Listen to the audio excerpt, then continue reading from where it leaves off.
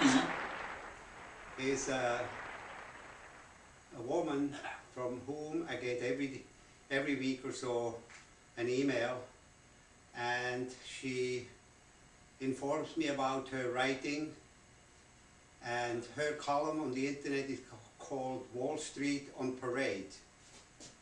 And today's email from her and the article informs me that for the last 33 months, JP Morgan Chase accumulated $16 billion in legal fees to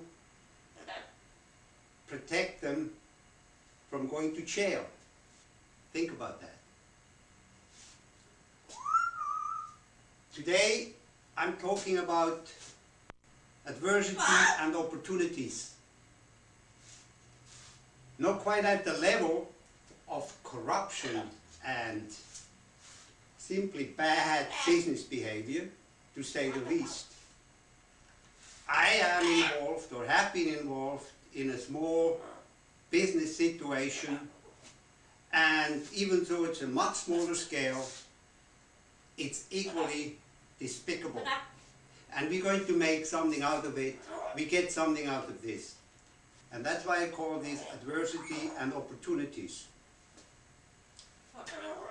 In my situation, there was a contractor, subcontractor relationship, where we basically had joint clients, I would call it. They took the orders, and we went out and performed the orders. It was a simple, straightforward business relationship, and there were three parts: the clients, the office, and the crew. And none of these three could exist together unless they all worked together. The clients wanted quality help, and they wanted to make sure that the people are there and perform what they expected. There was a crew member who provided that service, and there was the office in between who made it all happen. And in this case, and I will name this is a temporary staffing agency, and I will name this agency for the simple reason: what has happened to me probably has happened to many other people, and I find it appalling that those businesses take advantage of what we just saw, how these big corporations take advantage of us, the people, the workers.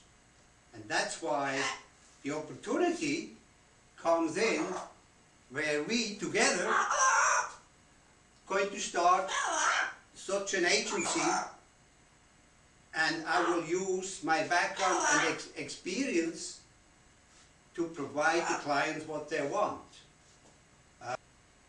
And this agency, which is called Helpers of Los Angeles, with whom I have worked for since 1997, for roughly 15 years.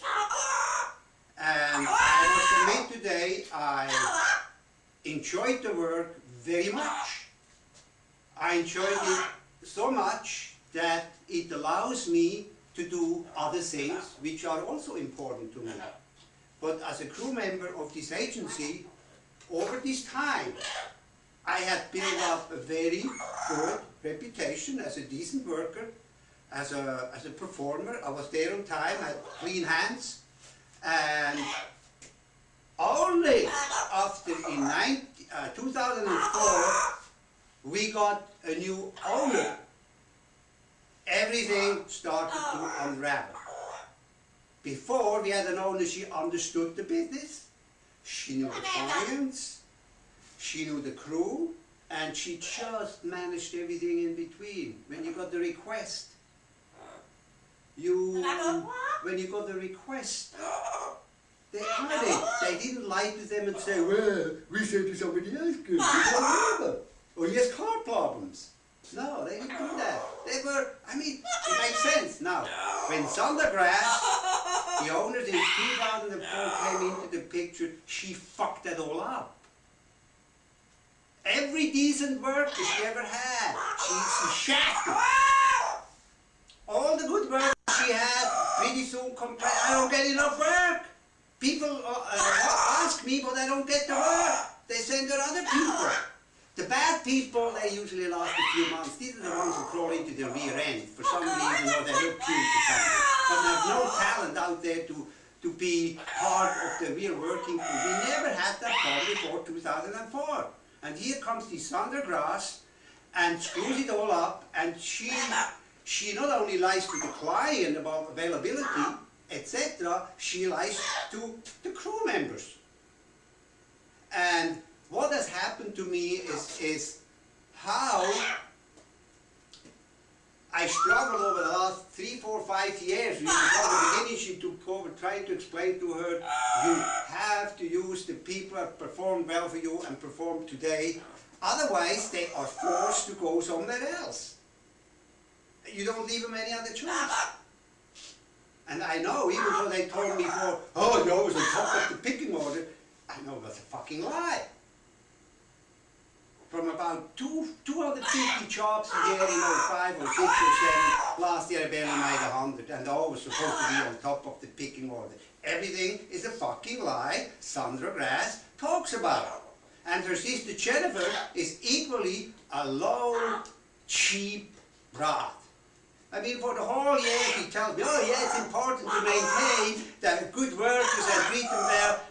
But no, when it comes down to the finish line, she's as bad as her sister. Now here, what really, and then I want to go off the ranting and we talk about how we're going to benefit from this, but this is what really brought it to culmination. This piece of garbage serves me a restraining order after she filed a police report on me.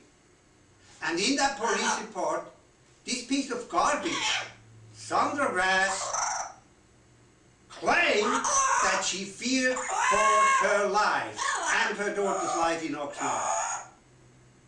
When the first time it was that I had the sheriff in front of my door, the first time.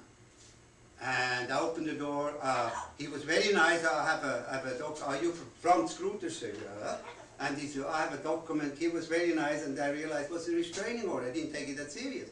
Next morning I looked at it again, what was it? Sandra Grass. Then I started looking at it. And then there was a police report? On me? For what? And then they started reading, it says, harassment, and then big. Oh, she fears for her and her daughter's life. From me. I called the police station and they said, yes, there's a file on you, but we won't tell you what it is. They will not give me a copy. So I had to hire an attorney, and I had to go to court in Santa Monica, and everything this woman has put down on paper was a freaking fabricating lie. She claimed that I harassed her and made threatening phone calls 24 hours a day, etc., etc. Nothing was true. Nothing.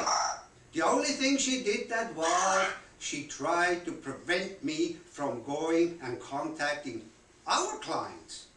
That was the main purpose. And possibly contacting co-workers. But you know how it all happened? Beginning of the May, I was sent to a job where the client requested mature, experienced person. Who did they send? They sent me, because I've done it the most. The following Wednesday, I was sent to a funeral. I've probably done 50, 100 funerals over these many years, and so I thought I knew what I was doing.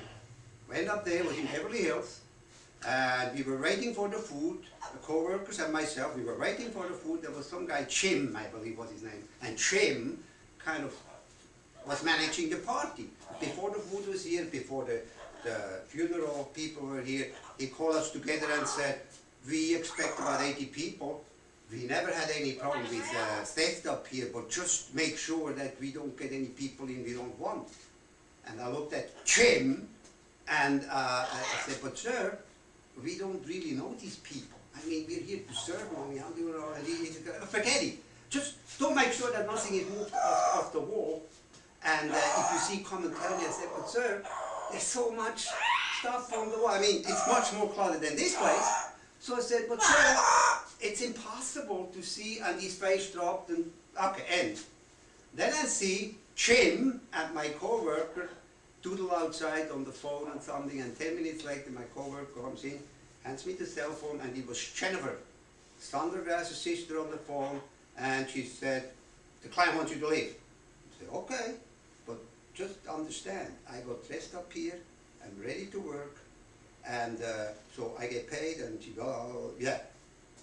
Okay, I'll leave. On the way out, I did say to Jim, I said, I find it appalling that we're hired as serving crew, and then you expect us to look out if possible thieves come in? And now you're sending me home? What kind of a situation is this? Anyway, the following couple of days I tried to call the office, tell her, didn't she get back to you? I said, no. I talked to Jennifer maybe 3-4 times, and they, I let my sister handle it, never heard from them again. Maybe I called 10, 12 times, I want to know what's going on, and I certainly want to get paid. Nothing, and then a month later I got that restraining order, and I had to go to court. Fortunately, I had a good client, and he helped me out. Nevertheless, this guy makes $400 an hour, times 4, $1,600. I had to take care of it one way or the other. For this lying piece of garbage, for my performance. Now I know I get excited, and this is as far as I want to go.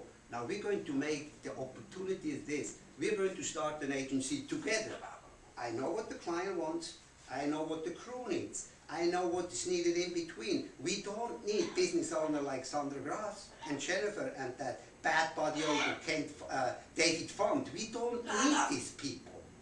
We have plenty of good people. We have plenty of clients who want a good service. We have plenty of good people who understand what I'm saying, and they have been shafted too. No problem from this agency, from other agencies. They want decent work when they are available, and when they perform well, they want to be not pushed to the side because someone else younger and cuter comes along. I will put a few things up. The communication with me and this Sandra Grass.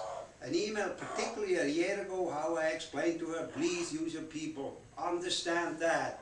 I will put it up on my website, and you be your own judge. It will be a special section, adversity and opportunities. So once we start this agency, it's very, today in the internet age, you sign up, there's a bulletin board, you pencil yourself, I want so-and-so, I want Klaus, I want Franz, I want whoever you want, you sign it in, yes, it's about locked in. I had a client a year ago, she asked a month ahead, said, I would like to give a party for my mom on such and such a day, 1 month ahead. Is Franz available? If he's not available, let me know, I change the date. 1 month ahead. You know when I got the job? 1 day before. Uno day. And because I'm always available, that was the reason. The client then asked me, and that's how I know. That's how Sandra Grass operates. And I know I'm not the only one.